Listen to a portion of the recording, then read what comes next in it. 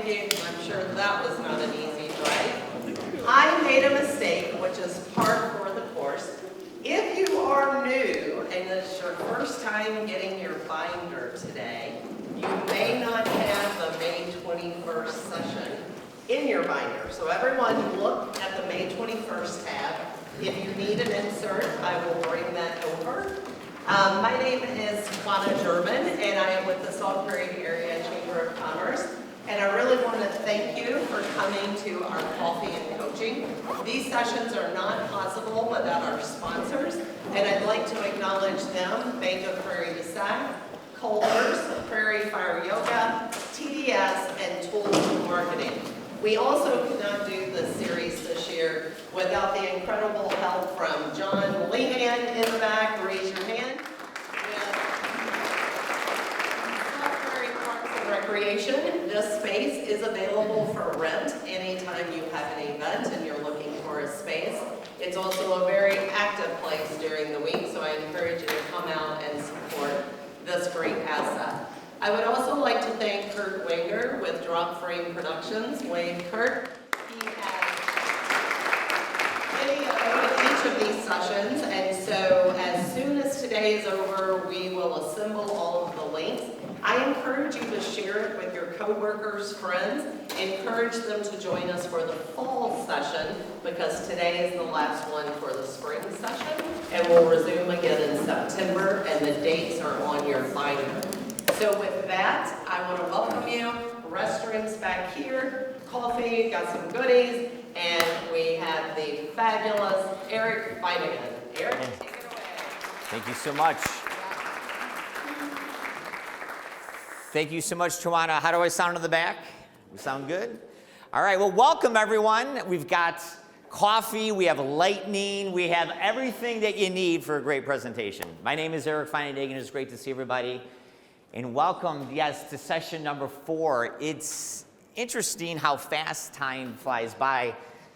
I remember I was just talking with Tawana about, putting this together, and here we are in May. We have a lot to cover. We're going to go over some things that we didn't get to in the last session, and then we're going to go over customer experience and resiliency. If you do have any questions, I encourage you to ask. Once again, I want to thank our sponsors, and if you're here and you are a sponsor, if you could stand at this time. Please just stand at this time if you are here.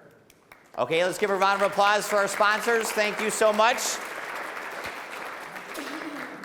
We appreciate that. Let's jump into our coffee comedy. Now, it's great when you love your coffee, right? But you know it's going to be an awesome day when your coffee loves you back, for sure. Now, most people just do it, but here at Sauk Prairie, we just do it and we just brew it, for sure. May your morning coffee give you the strength to make it to your mid-morning coffee. And Angela and John, I want to thank. Let's give a round of applause to Angela for the goodies and John for the coffee. Absolutely. Little disappointed. I was number 1 at one point in terms of top engager with this chamber. I've been stuck at number 3 for like the last 2 months. So Laura and Tim, are you in the room?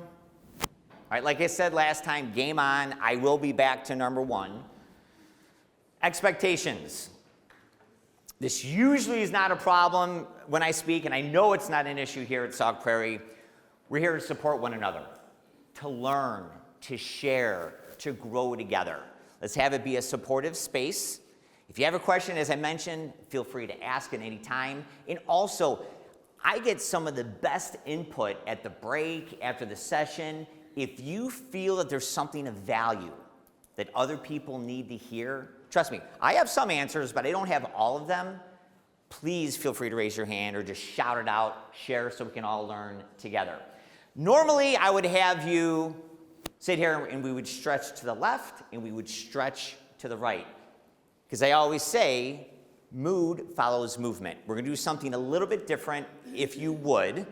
I was going to save this to the break, but I know Tawana has to step away at the break. What we would like to do for promotional purposes for the fall, and so we could have something for the catalog, is do a group photo. Look for your smiling faces on the website coming soon.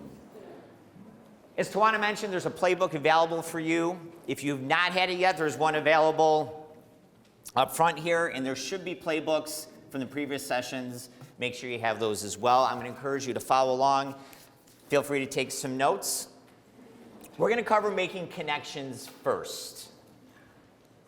Now, why is it important to make connections? I will be giving away lottery tickets during this session, like other sessions, for people that participate. Why? Yes.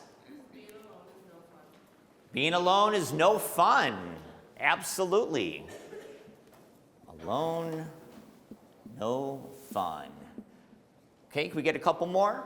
Yes. You need relationships to do business. You need relationships. Absolutely. And let's get one more. And someone in the back. Someone in the back. Yes. 1 and 1 is 3. There we go. Collaboration. Collaboration. 1 + 1 = 3. Absolutely. And here we go. Okay. Angel, I'm going to start with you. Just, if you participated, take one and we'll pass it down. All right? Thank you. I get 10%, Angela. Here we go. Connections.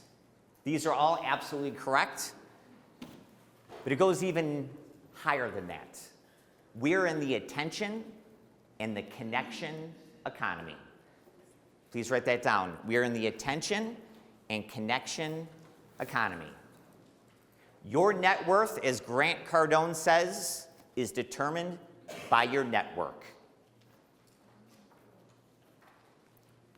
I want to share with you a case study. It was done by a PhD.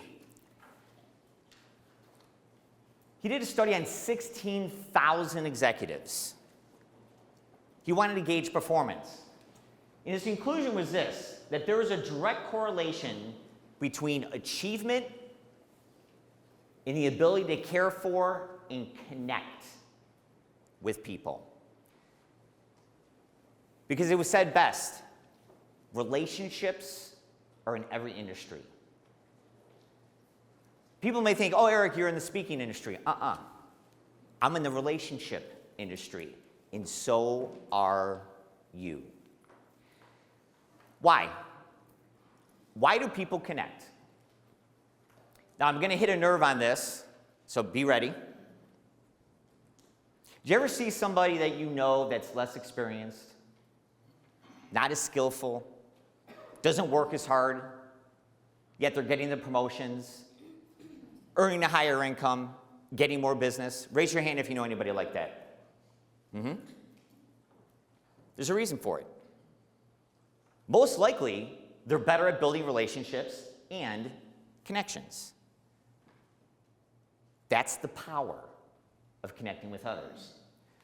We're going to go through ways to build your connections, but first I want to talk about social proof. Now, like you, I'm a small business owner, and I love to support local. But sometimes, yes, I will shop online, Amazon being one of them. And before online shopping really took off, here's what I used to do. I used to go to the store, let's say it was a laser printer, and do research on the company, the product itself, the tech specs. So on this laser printer, how fast is it? Does it warm up? How many pages per minute? Then Amazon and online ordering came. Now, I use social proof. How many 5 stars does it have? How many people bought it in the last 3 weeks? Look at the reverse. How many negative comments does it have? How many people didn't buy it? Look at YouTube videos. You want to get a training video? There's one that has 17 views. There's one with 17 million. Which one do you watch? The one that everybody else is watching. Social proof. Here's a picture of me speaking at the 2018 World Championship of Public Speaking. For those of you that are new here this morning, I outspoke 35,000 contestants from 146 countries to make it to the top 10 in the world. Now that picture was taken, again, me speaking in front of 3,000 people, and it went viral. Within 24 hours of that picture being released, I got 400 to 500 connection requests within 24 hours. Social proof. Oh, well, if Eric can talk in front of this many people, he's got to be doing something right. Gets better. Within 2 days, I got a call from Advocate Healthcare, one of the largest healthcare companies in the world. Saw the picture. Eric, we saw that you spoke in front of 3,000 people. We're having a massive event coming up in 2 months. We'd like you to come to speak to 200 of our top executives. Are you available? I'll clear my calendar. That does not happen without social proof. Here's the psychological phenomena. It's a shortcut to decision making. See, people are afraid to make the wrong decision. So what they do is they rely on other people that have made the decision before them. Here's the teaching point. Always look for opportunities in your business to use this to your advantage. Take pictures of you in front of large crowds. What did we just do right here? Took a picture with a large crowd. When that gets posted, people are going to see that and say, oh my gosh, I don't want to miss out. Social proof. If that many people are here for coffee and coaching, I need to be here too. Point taken. Here's the ultimate connection formula. Credibility plus communication equals connection. Let's talk about credibility. Ethos. Ask yourself this. In today's crowded marketplace, what do you bring to the table? Why are you different? What experiences that you have that gives you credibility? You must give people a reason to listen to you. Then, you must work on your communication skills, and we're going to talk about this in September, to be able to successfully relay that value to the marketplace. Then you will connect. We're going to go through reasons why people listen to you. Again, you must give them a reason. We're going to go through these relatively quickly, but they're very important. People will listen to you because of your relationships. We already mentioned we're all in the relationship business. It's who you know. Now, if I were to ask you who the most powerful and influential person is in any organization, you might say, well, Eric, it's the CEO or the president. It's the assistant to the CEO or the president. Why? Who said? They know everybody. They keep the calendar. They're the person that you need to talk to if you want to talk to the CEO or the president. That's why when I send out my Christmas cards and my flowers and any gifts, it goes to the assistant. Who you know. Next, what you've suffered or sacrificed in your life. My uncle and godfather served in Vietnam. Had a horrific war experience. Spent weeks in a foxhole. Had Agent Orange poured all over him from up above. Watched his comrades die on the battlefield. He suffered mightily and came back with severe PTSD. He worked through that with a lot of therapy, and right before COVID hit, he had his 70th birthday, and I flew out to Arizona to go help him celebrate. And as you can imagine, there was an amazing number of Marines that had served with him in Vietnam there to wish him a happy birthday. They all came up to me when they found out I was his nephew, told me the exact same thing. Eric, I would give my life for your uncle. Would you call that a connection? Absolutely. Someone willing to die for you? A non-family member? Because they suffered together. A common cause will connect you like anything else. Another example, that's my son right there. He's in 8th grade, he's going into high school. Yes. Yeah, I'm going to bring it back. Thank you for noticing. He's in 8th grade, he's going into high school. And he had a shadow day, and he was shadowing a junior, a male student. But then, this sophomore named Carrie found out about my son who has type 1 diabetes. Carrie also has type 1 diabetes. All of a sudden, they connected like Velcro. And here they are at the end of the day sharing on their iPhones their glucose levels. My son came back and said, Dad, you're not going to believe it. I had the best day ever. Now, I think the fact that he has a crush on Carrie may have something to do with it. But they connected because they have a struggle through type 1 diabetes. People listen to you because of what you know. Bill Gates knows a lot about computers. We're going to get to Bill in just a second. I have 2 careers. I do professional speaking. I'm also in the finance industry. And in financial services, when Warren Buffett speaks, it affects the entire stock market. Jerome Powell, chairman of the Federal Reserve, when he has negative comments, they call it the Powell pullback. Because of what he knows, his insights, whole market will tank. One person, one comment. That's the connection that he has to the stock market.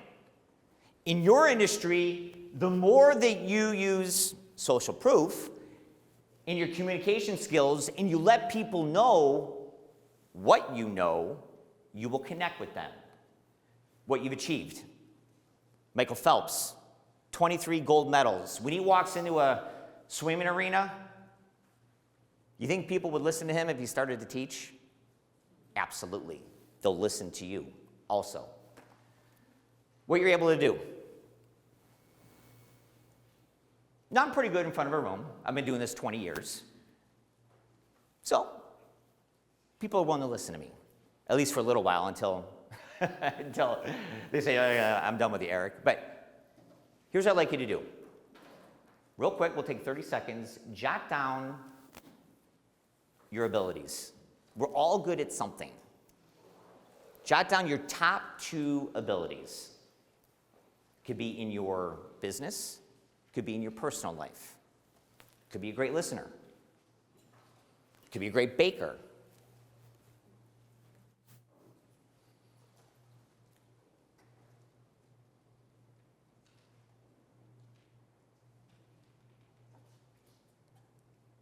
For a lottery ticket, anybody want to share what they're good at? Yes. Merchandising. Okay, let's give a round of applause for her to share that. So if you need merchandising help, who do you see? Carrie. You see Carrie right up front, okay? Next, what you sense. We talked about Bill Gates. He sensed, when he started his career, that there was a need for a personal computer in every home, not only in America, in the world. He was correct. And not only is there a personal computer in each one of our houses, now it's in each one of our hands. People listen to him because of his intuition. They will listen to you as well. We connect on our integrity. We talked about this in session 1, the character that you bring to the marketplace. No better example than Martin Luther King Jr.,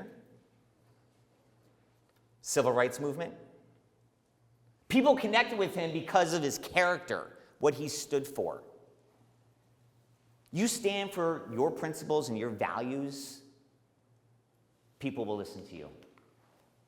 Your heart and humility. I'm Catholic. I mentioned before my mother was a former nun. She served in the convent from age 18 to 26. Different story. So I go to church every Sunday. And once a year, the missionaries from Peru come visit the church. And they talk about the good deeds that they do in Peru. They talk about the water wells that they build so people can have fresh drinking water, the houses they build for the impoverished people, the education they provide to the kids that normally wouldn't have it. I'll tell you right now, because of their heart, I'll write a blank check. You got me. I connect with them because of what they do, heart to heart. When you get active in the community, when people see that you care, they will connect with you, just like I do with the missionaries. Can you identify with other people's needs? I have a 16-year-old daughter. It's hard for me to identify what she's going through, and she lets me know that. But when I talk to a middle-aged man trying to reinvent his life and stay inspired, I can identify, and we connect on that. Who do you identify with? You will connect with those people. All right, your passion persuades. So these are the reasons why you're going to connect with others, and people will listen to you in the very noisy marketplace that we operate in. The more of these that you develop, the bigger audience, the more customers you will have.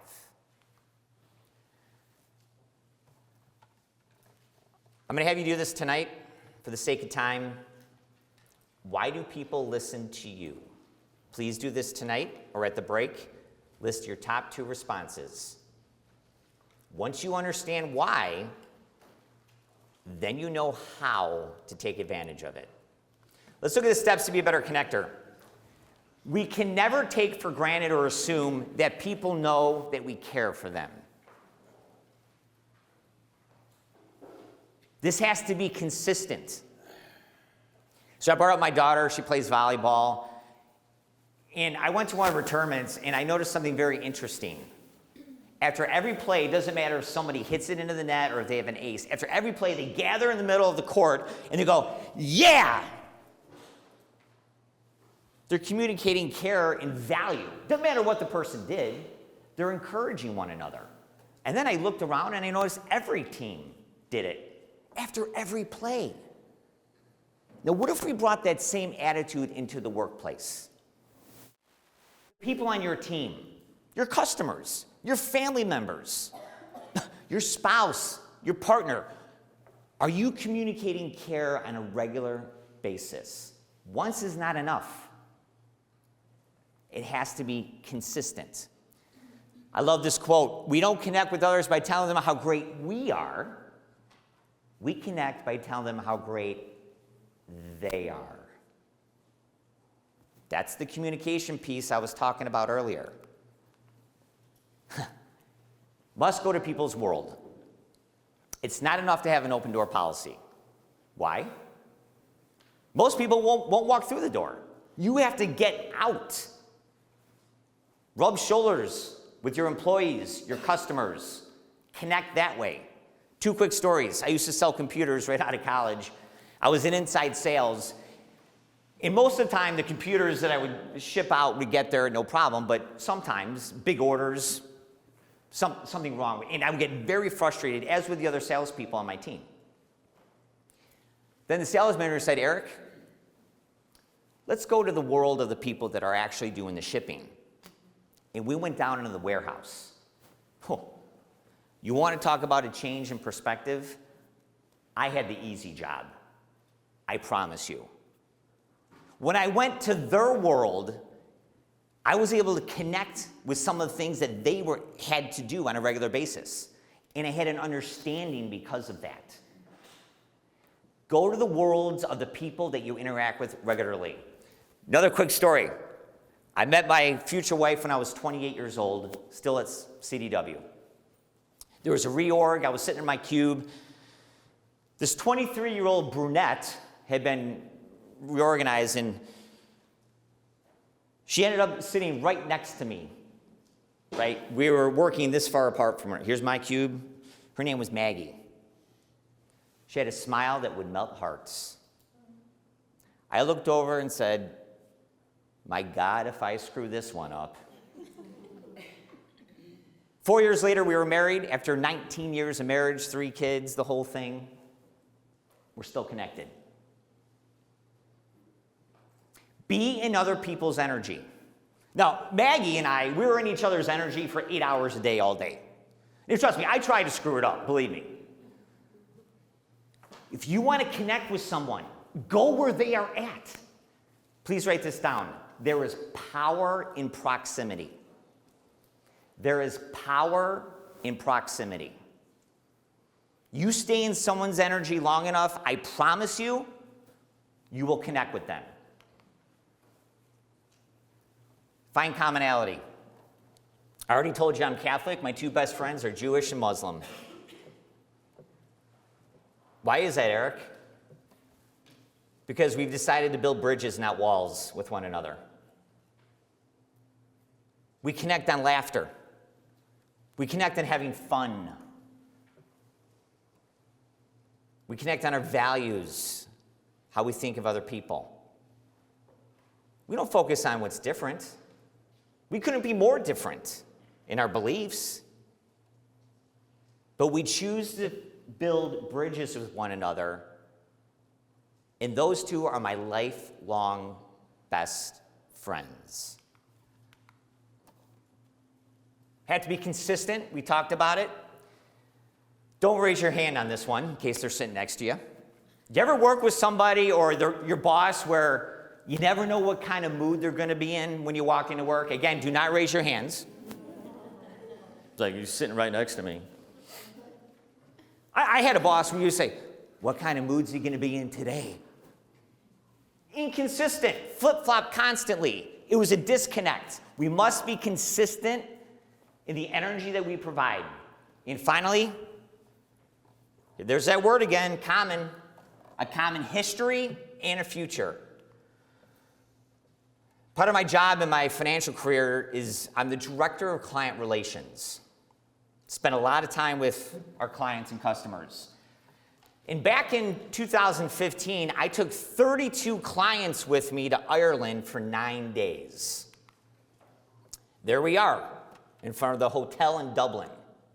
I'll never forget, we got off the plane and our tour guide who was driving the bus came up, he goes, hey, Sonny, would you like some crack? I thought, crack? Boy, these people, they're different over here in Ireland. I found out later that meant fun and excitement, but anyways. I was in my 40s when this picture was taken. Not gonna tell you, you guys already know how old I am.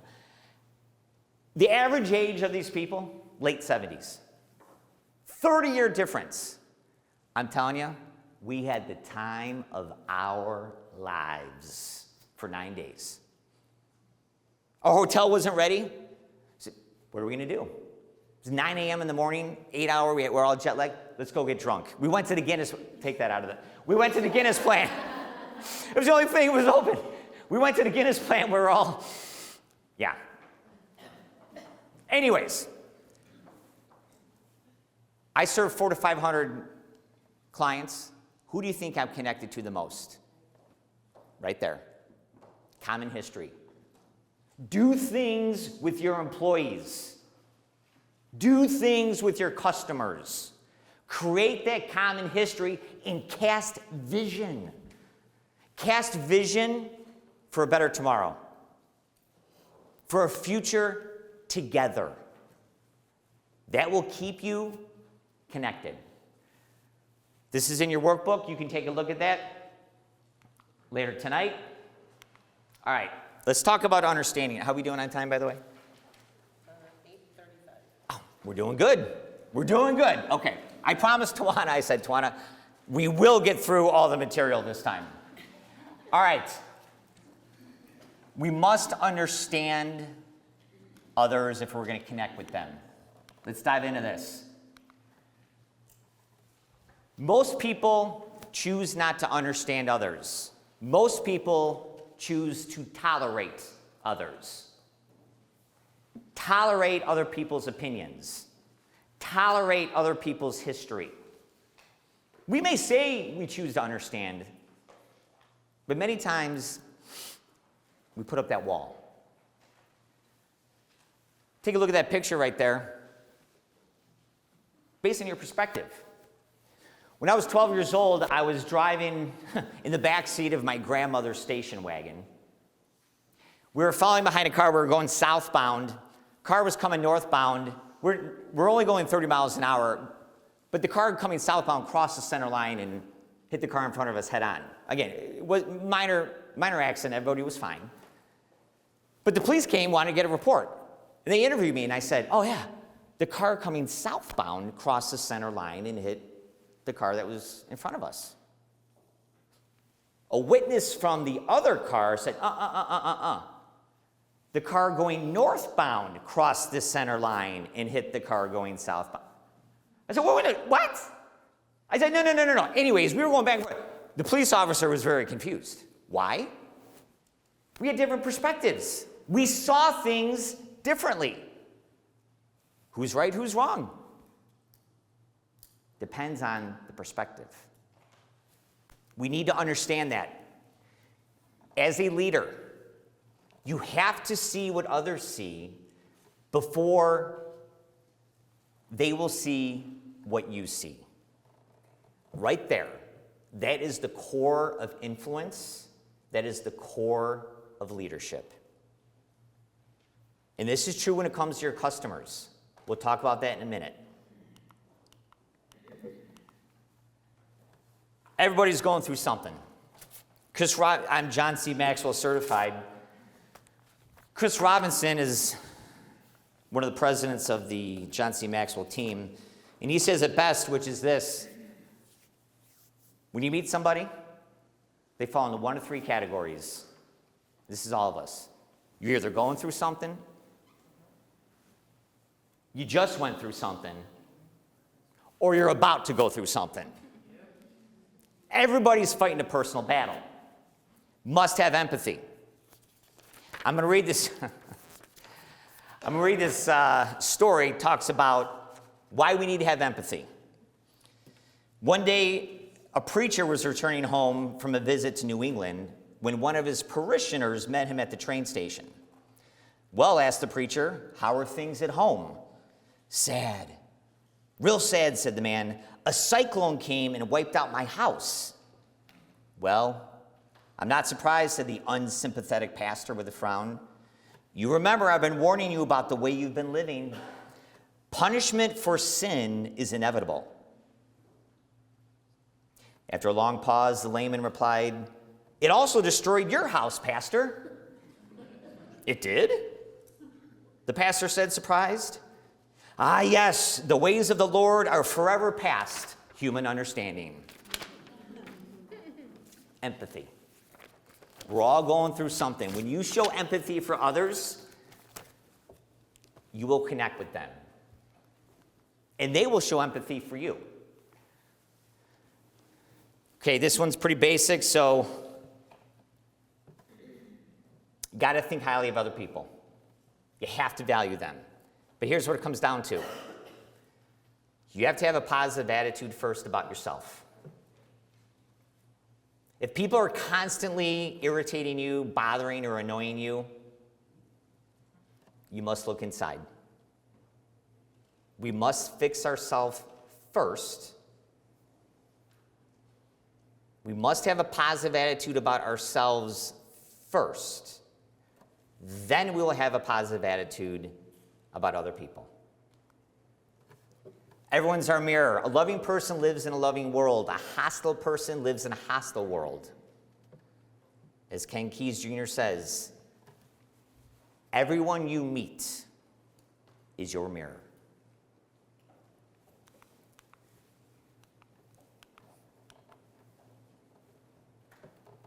We talk about likability. To get good on stage, I don't study public speakers, I study comedians. Why? To me, they have the most difficult job when it comes up here on stage. Having people, to get a reaction every 3 seconds is difficult. And when I study comedians, they all say the same thing. Your greatest asset on stage and in life is likability. Because people will not go along with you unless they get along with you. So, are you likable? Slow to anger? Do you exercise patience with others? My favorite. If you're not laughing every day, it's a lost day. I shared it before. The average child laughs 400 times a day, average adult 4. Must close the gap. So here's what we need to do. Here's your connecting action plan, and then we're going to move into the next material. Make the first move. When I was in inside sales, the phone didn't ring unless I made it ring. I had to make the first move. I had to call out if I wanted people to call in. Tawana, did you contact me or did I contact you to do this gig? I made the first move. She graciously accepted. Constantly work on your relationships and communication skills. Be a travel guide, not a travel agent. What do I mean by that? Go along with your people. Work side by side. Trust me, no one appreciates you at the top of the mountain telling them what to do. Side by side, we build commonalities. And we talked about credibility, and nothing connects better than confidence. Nothing. All right, and finally, we're going to take action. You guys doing okay? Any questions on connections? All right, let's jump into customer experience and engagement. Customer experience. Please write this down. How are you making your customers feel? Feel. That's what the experience comes down to. When I speak, I have one goal. I want you to feel something. I want you to feel motivated, inspired to change. Feel like you're getting value. Why do relationships fail? People stop feeling. You hear it all the time. The feelings were gone. We fell out of love. Well, because the experience has ended.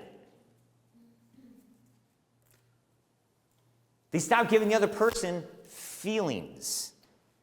When you stop making your customers feel, that's when they will look elsewhere. I'm just going to take a quick break, don't mind. Just enjoy. Can you throw on some music? No, I'm kidding, obviously.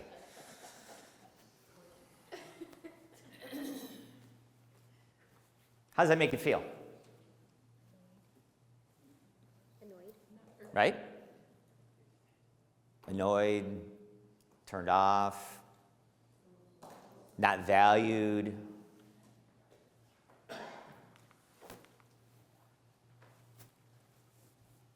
Interactions and experience your customer has with your business throughout the entire, there's a reason that it's red, entire.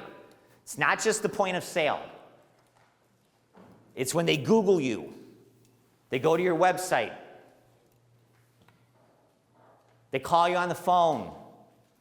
Everything matters. We're going to dive into it. And here's the key. Happy and loyal. Here's my definition of a customer. Someone that will do repeat business with you.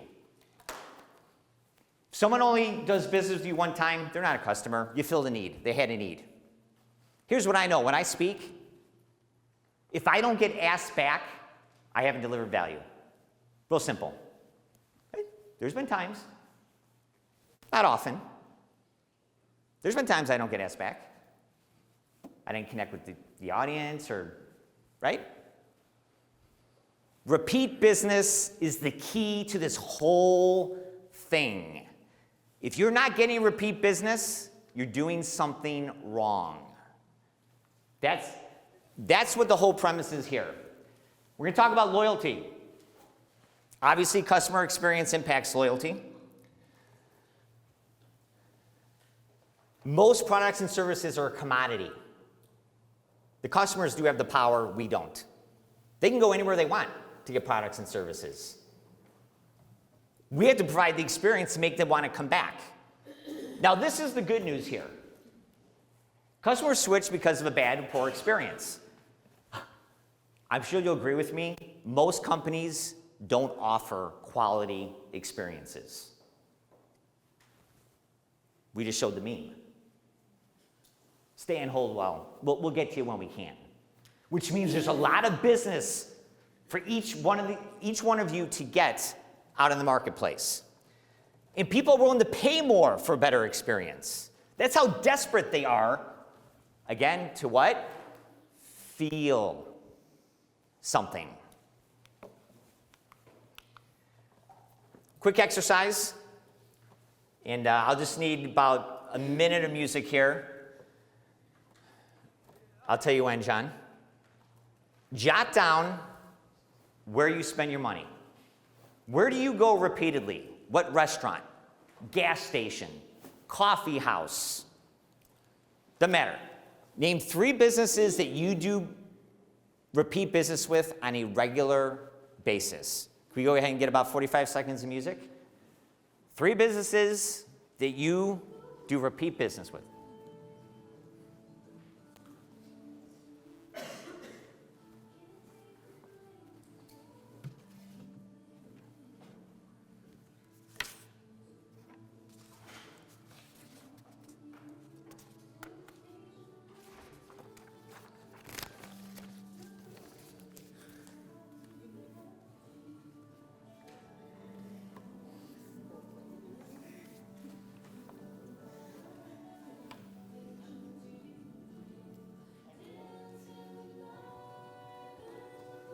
All right, perfect. Thanks, John. Okay, for a lottery ticket, who wants to share 1 or 2 businesses that they do business with on a regular basis? Yes. McFarland's and Quick Trip. All right, McFarland's and Quick Trip. Let's get a round of applause. There we go. McFarland's and Quick Trip. And I'm sorry, your name again?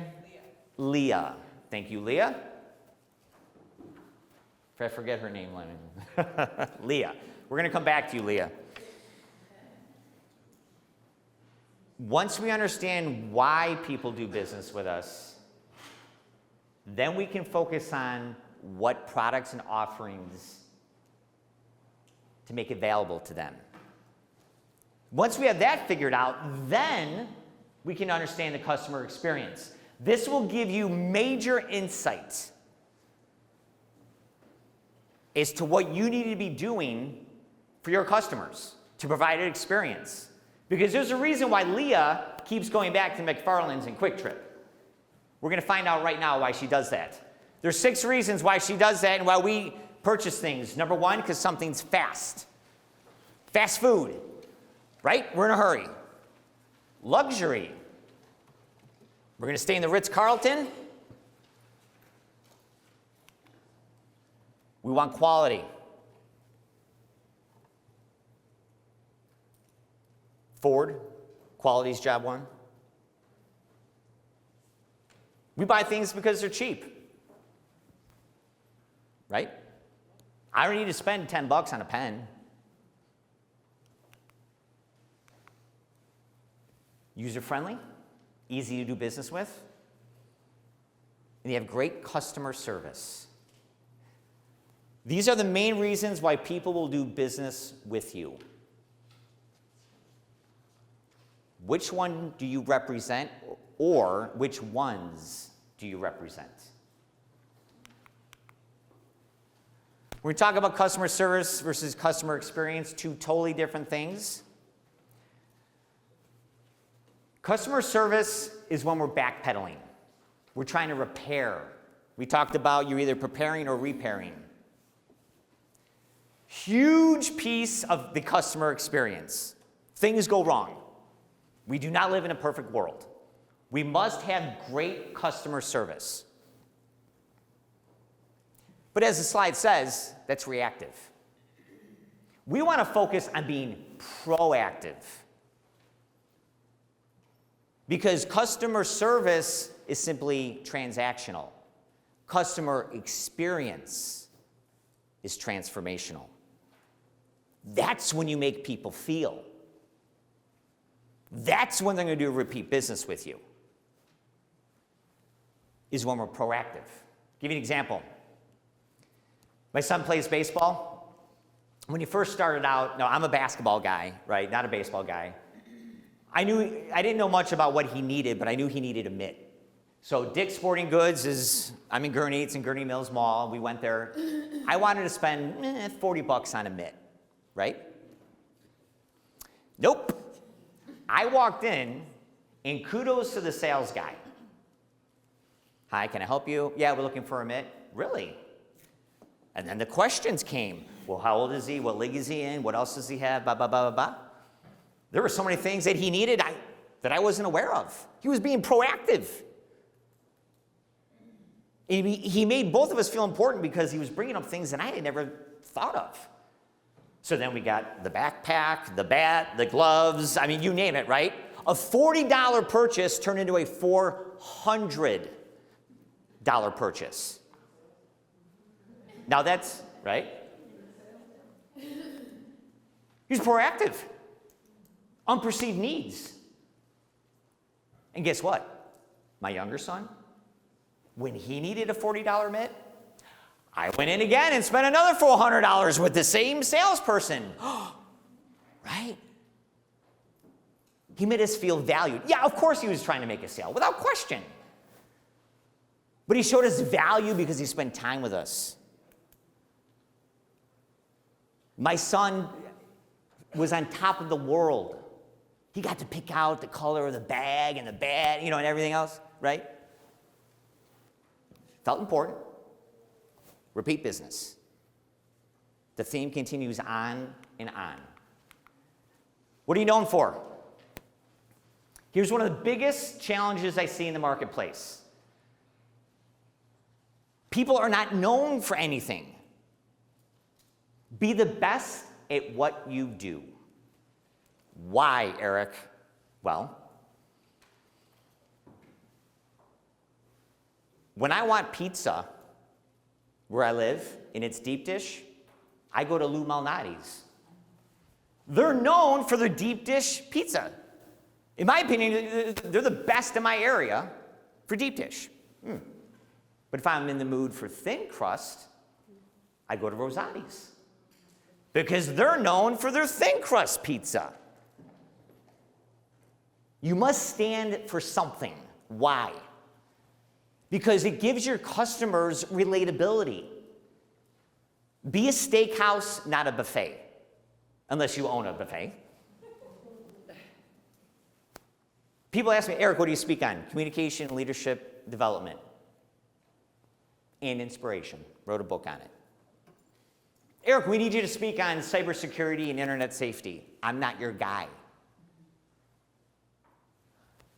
I'm known for leadership and communication and inspiration. People, they need that. They seek me out. Because of that, I've developed a niche in the marketplace for so now, in the mind of the customer, they know who to call. If you're spotty in your marketing and you're not clear on what it is, the products and services that you are offering, your customer or your client will be confused and will not do business with you. They will do business with people that are known for being the best at what they do. Does that make sense? Here's how we have a great customer experience. Must be relatable. We've heard the term customer-centric. You must see the customer experience through the eyes of your customer. You must be able to relate to their challenges and their problems. Tawana, how are we doing on time? 4 till 9. Okay. Thank you.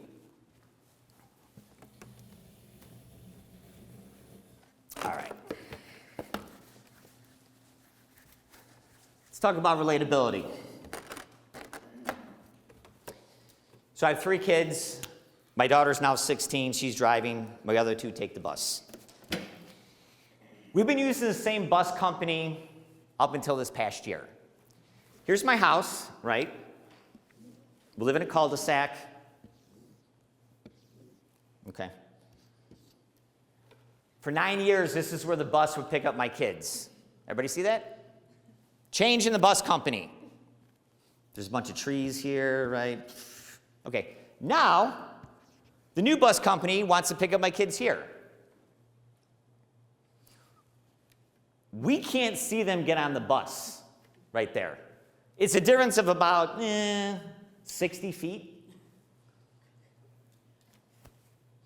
Hey, you know, I just got a quick, simple request. And I do business. If it's a reasonable request, the answer is yes. Reasonable. I just have a quick, reasonable request. Would you mind just driving another 60 feet and picking up my kids right there? This way we don't have to get in the car. It's much easier for everybody. I'm sorry, sir, we can't do that. Excuse me? What? It's literally on the same route. There's no other kids here. It's just my 2 sons. Sorry, sir, we've already done it the other way. Then I'd have to go in and change the system. And then if we did it for you, we'd have to do it for everybody. But who else is asking? Now, click, would not budge. Now, that is a reasonable request. And there's a reason I'm sharing the story. Whose convenience do they have in mind? The customer or theirs? Theirs. That bus company is not customer-centric. And I never miss an opportunity to tell people about it.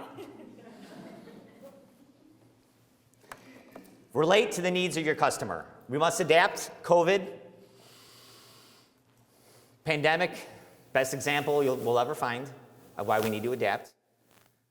I used to give presentations 90% in person. Pandemic hit, flipped. Then it was 10% in person. All of a sudden, I had to adapt. So did you. I had to change to the needs of my customer base. Now I'm doing it, I was doing everything virtual. It's obviously coming back the other way. But the companies that adapt the fastest are the ones that are gaining most of the market share. Reliable. Do what you say and say what you're going to do. Nothing will turn a customer off more than making a promise that you cannot keep.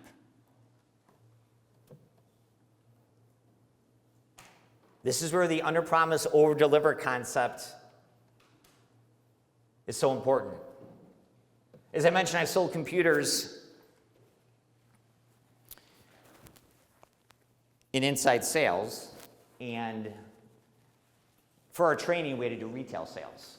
I'll never forget, it was my first day on the floor. Woman comes in that's a buyer from a major company. It's my first major sale. I want to do everything to make this person happy, right? So I spent almost an hour. She needed 10 laptop computers. And we're going through, all the specs and everything that it did and how it would work and make people faster, more productive. And all that. Great. I got the order. It was great. I went back into the warehouse to get the computers. Out of stock. I made a promise I couldn't deliver on. Wasted her time, my time. She walked out the door, never to be seen from again. Don't be so quick to make a sale that you make promises that you cannot keep.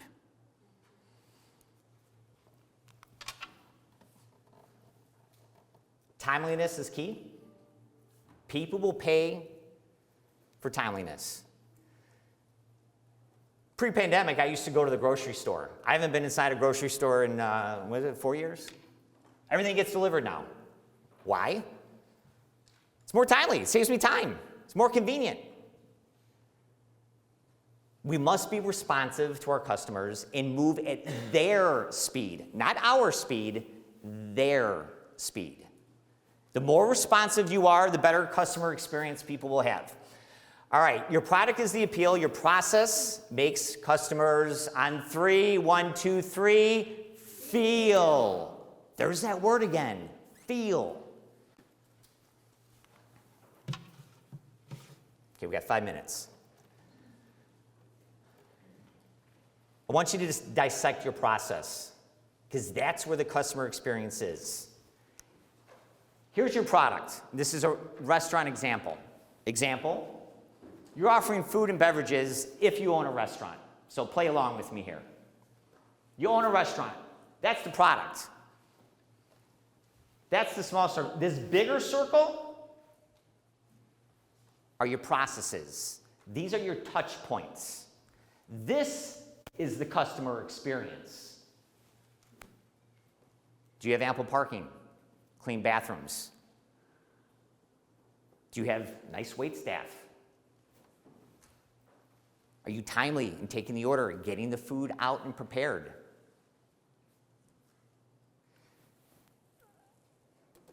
Vernon Hills is a town real close to mine, and at one point they had a restaurant there, and it was a historical landmark. It was one of the oldest buildings in Lake County, Illinois.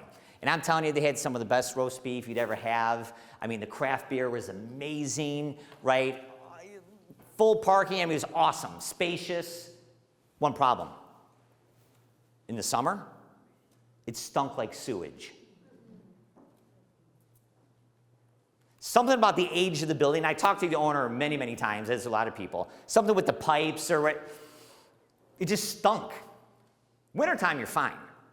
Now, I don't care how good the cheesecake is, right? No one's gonna sit in a restaurant where they gotta hold their nose. That's the processes. If you're looking to offer a better customer experience, yes, product is important. It's the touch points that you should be focusing on. We're gonna take a break. So tonight, what I'd like you to do is fill in this circle. It's in your playbook. Go ahead and fill that in, and let's work on our processes, and we'll talk about process improvement. We're gonna take a 5-minute break. Thank you so much. Everybody have a chance to get the goodies? Angela, what's the name of your company again? Cordelia's? Cordelia's, okay. And the coffee, John's? Where's John again? There he is, okay. I tell you, I used to think that people would show up here to listen to what I had to say. I think it's over there on that table. All right. How do you improve your processes that we just talked about? 2 ways, psychology and technology. Psychology is your people. We talked about likability. I'm going to bring it up again. Please help me finish this sentence. People do business with people they know, like, and trust. Psychology, if they know they can trust you, they'll do business with you. If they like you, they will do business with you. How do you build the psychological phenomena? It's the people that you have in your organization. Hire well, train well. Biggest challenge I see when I talk to organizations, they don't train their people. Here, figure it out. There's power in that, but people also need guidance. Technology. This comes down to convenience. We talked about responsiveness. Now, I'll order Luminati's, I'll order Rosati's, but if I'm in a really big hurry, I'll go Domino's. Why? Technology and quick. I can customize my order. Okay, let's go on their app. It also tells me, it's got the pizza tracker. It's in the oven. It's being prepared. It's in the oven. It's ready to go. Okay, now I know when to leave work. Technology. Use it. Let me show you a video of why people make a difference. Here's my son. He was playing basketball by himself. We were getting a delivery from UPS. Said, hey, you know what? This kid needs someone to play with him. Check this out.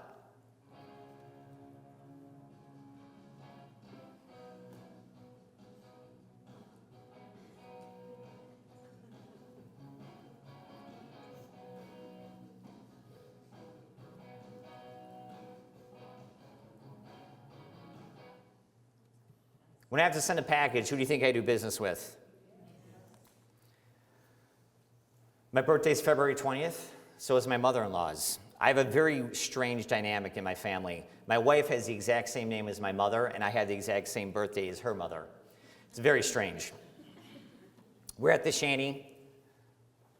All of us were having dinner, celebrating. My mother-in-law got me a card. That's a picture of the exact card right there. It's on the table. The waitress came over and she said, oh, is it your birthday? Happy birthday. Comes back with the chocolate cake. Great. I whispered her, I said, you know what? It's my mother-in-law's birthday also. She had a big smile on her face. Anyways, waitress came back. I'm thinking she's going to bring another fork. She brings another chocolate cake. I'm telling you, the smile on my mother-in-law's face, was brighter than the cake itself. So what do you think I did? Went to the manager. Say, hey, Judith is amazing. We love her. Whatever you're paying her, it needs to double. We had the best experience ever. We felt awesome with her as our we've been back twice since then. Ask for her. And of course, she gets a massive tip. $1.05 piece of cake, whatever it is, made all that difference in the world. Made us feel important. I cannot go through a presentation without recognizing Culver's. We talk about customization through technology. Look at right here. I love that. Whoever came up with that is a genius. Download delicious. Mobile ordering. Are you using technology to improve the customer experience? If not, follow Culver's. All right. So how do you tailor the customer experience? Identify your ideal customer. You do not need more customers. What? You do not need more customers. You need more of the right customers. Come on. Phone rings, you see the person at the other line. Oh my gosh, not so-and-so again. You don't want to pick up the phone. You see him walking up, you place a business. Oh my, quick, let's hide, turn off the lights. We don't want him coming in. Some people you cannot please. No matter what you do. You don't need those people. Takes away your energy and bandwidth from serving the people that want to do business with you, that respect what you bring to the marketplace. Identify your ideal customer.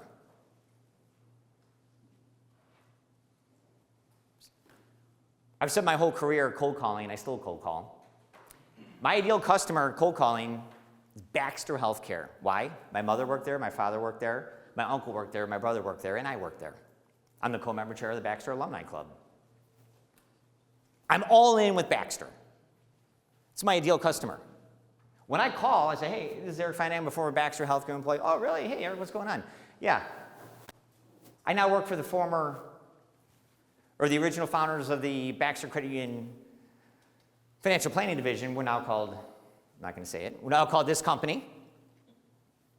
We're going to be on site working with Baxter employees to go over the recent changes in the pension plan. Really? Okay. Easy. Done. Connection. They're my ideal customer because we have a connection. They value our knowledge because nobody knows that pension plan in the retirement savings plan. Again, what are you known for? Better than us. That is our ideal customer. 85 to 90% of the client base that I serve are from that company. Let that sink in. And because of that, that's who we market to. And because of that, that's who we engage on social media. Now, of course, we'll work with other people from other companies, but you have to think about who do you want to do business with. Segment your customers. Yes, treat people differently. No way. Yep. Stayed at the Holiday Inn Express. Love that hotel. Do we have our Holiday Inn people here? Thank you. Oh, yes. Hi, how are you? I didn't see you last night. Somebody else was working. Great experience as always.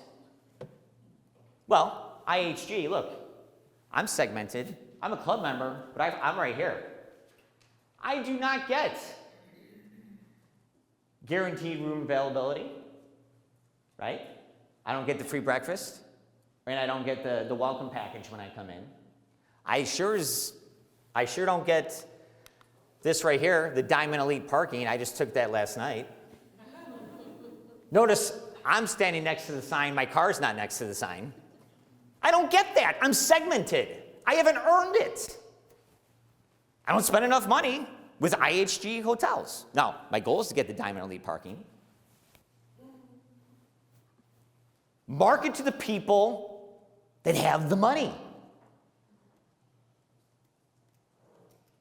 Not all prospects and customers are created equal.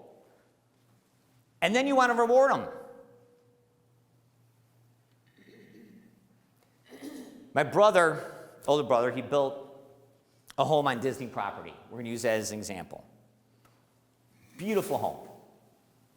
He gets rewarded because of it. Last time I was staying there, I'll never forget it, this Disney shuttle bus pulls up on the driveway, right? Doors open. I literally walk right out the front door into the shuttle bus.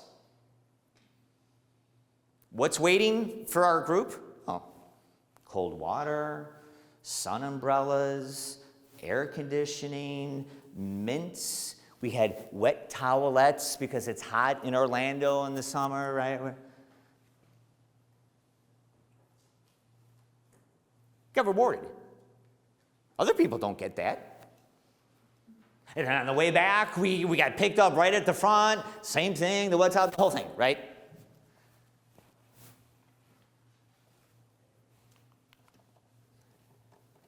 Another way to make people feel and to create an emotional connection is customer appreciation events.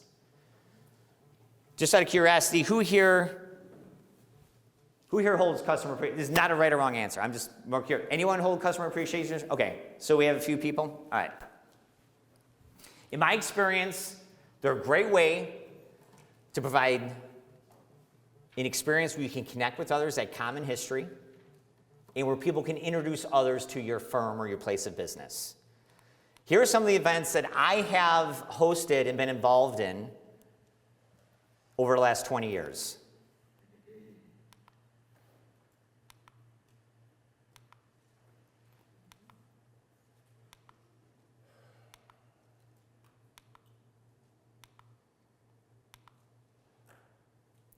Am I saying you have to do this? No. But what can you do? The realtor that I use gives pumpkins out at Halloween. Thanksgiving, we get the we get the pie, apple pie. It brings people together. It allows people to buy into your company. Here are some pictures from those events. You think they're feeling happy? Absolutely. This is from trivia night. This is from the racetrack. Corks and canvas, golf outing, wine tasting.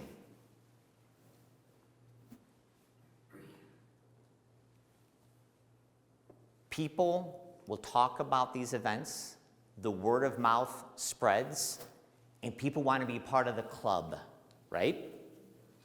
segmented. Now, when it comes to events, all get some get all. When I go to Holiday Inn Express, everybody gets the warm smiles and the great treatment. Everybody gets that delicious hot meal and the great food and the coffee. Everybody gets a spacious, clean room. Love it. But not everybody gets that Diamond Elite parking. All right. How are we doing on time? Okay. Set proper expectations. Train your customers. Don't let your customers train you. Do random acts of kindness. People love to be surprised with kindness. Solicit and act on that feedback. One thing that I did throughout the years is I devised an advisory council. See, a lot of times we're too close to our own experience. When I write speeches, I get too close to them. I need someone to tell me what I'm doing right and what I'm doing wrong. Form an advisory council that will help you. There will be some things that you can take home with you in the playbook that will advise you on how to form an advisory council and have fun. All right, I want to talk about resiliency and mindfulness. We got about 10 minutes left, okay? Let me know if your day ever has gone like this.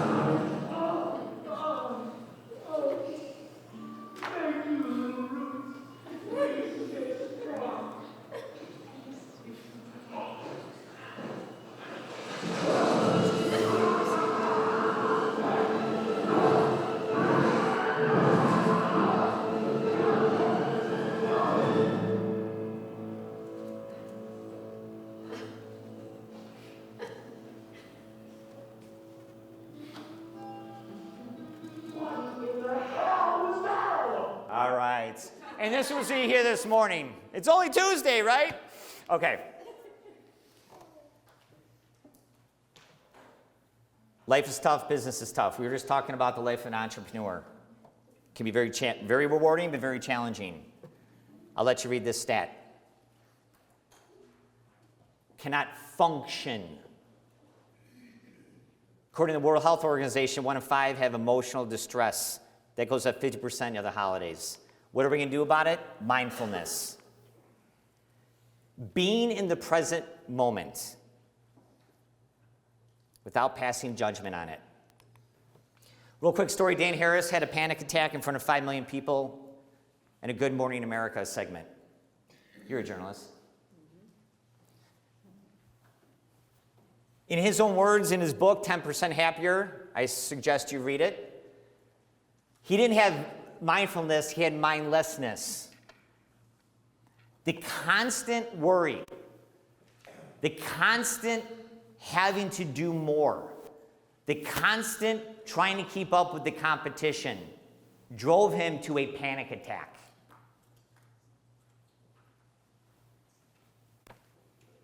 How do we make sure that doesn't happen? Mindful. This is in my office. I brought it to show you. What does it say? Now. Be in the now. Be in the now.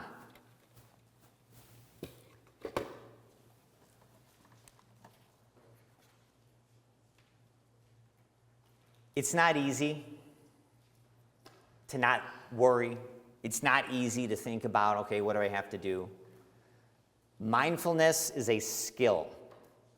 But the more you practice being in the moment, acknowledging sensations,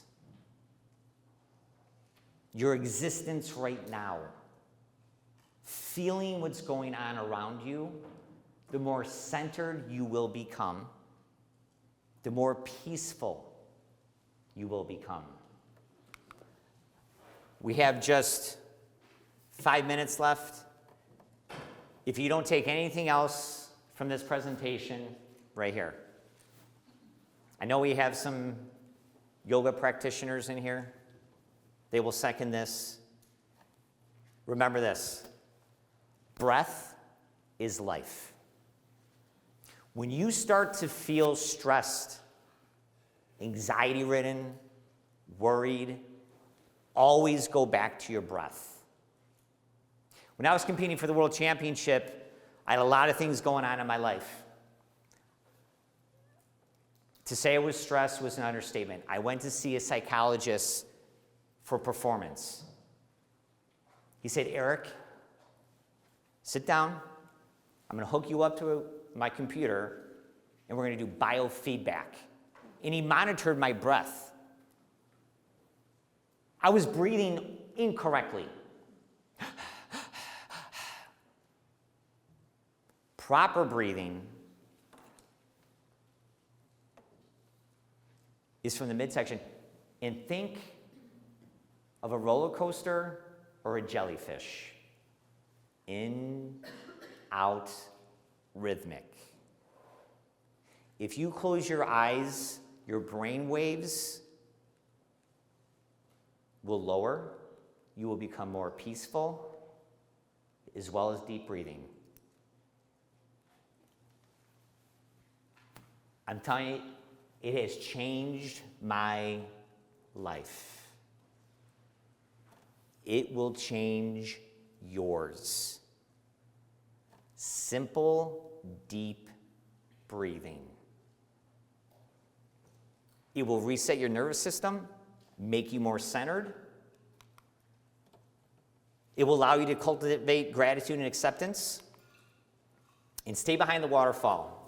In the book, he says that the waterfall is it's a current of emotions, anxieties, stressors in your life. That is the waterfall.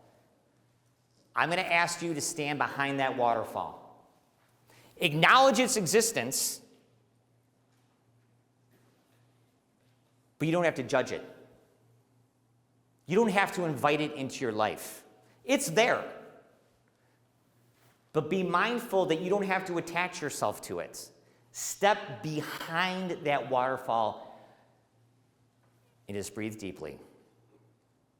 It doesn't take hours, but 30 seconds, a minute. It will change your life. See, as what's said here, we're not going to be free from the storm. We just had a storm. But we can find peace within it.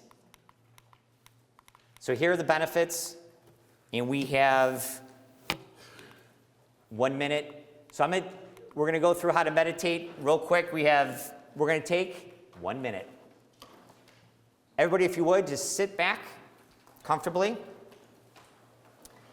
If you are comfortable with this, close your eyes. And I want you to focus your attention on your breath. Here's the key to the whole thing. If you lose focus, because it's like holding a wet live fish, our mind will wander, right? No judgment, simply redirect your focus back to your breath.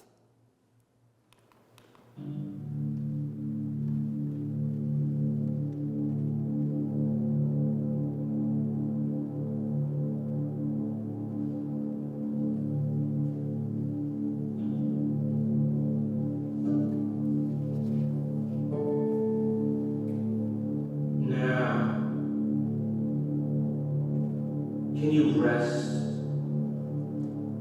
your awareness in the space between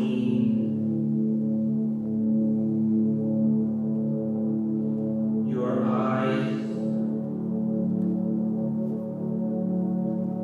in space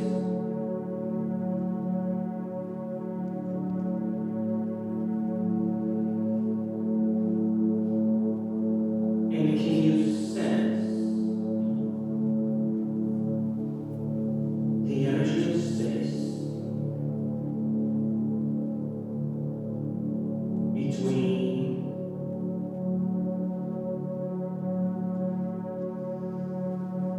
your eyes.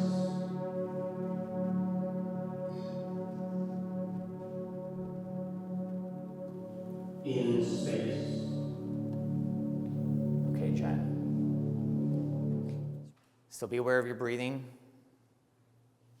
I'd invite you to gently come back, open your eyes into the space in the room. You feel a little more centered, a little more peaceful. It's 1 minute. That's all it takes. We're going to end on this, which is our number one resiliency rule. Stop caring what other people think about you. Here's what we're going to do. I'm going to invite our photographer up into the front of the room. I invite everybody to stand at this time. And we're going to end with this. Obviously, we cannot disregard the thoughts and feelings of everybody, our customers, loved ones, and people. But reality is this. There are people that want you to fail. There are people that are jealous of you. There are people that do not want you to succeed. There are haters. There are people out there, because of their own insecurities, do not want to see you rise above. And as you do rise above, people will try, it's the crabs in the barrel. They will try and bring you down. And they will say things, right, to make that happen. So to those people, we're going to say this 5 times. It is one of the most liberating things that you can ever do. I say it every single day. 5 times out loud. On 3, we're going to say, stop, I don't care. We're going to say, I don't care what people think, right? 5 times out loud, I don't care what people think. On 3, 1, 2, 3. I don't care what people think. I don't care what people think. I don't care what people think. I don't care what people think. I don't care what people think. Thank you for having me. We'll see everybody in September. Enjoy the rest of your day.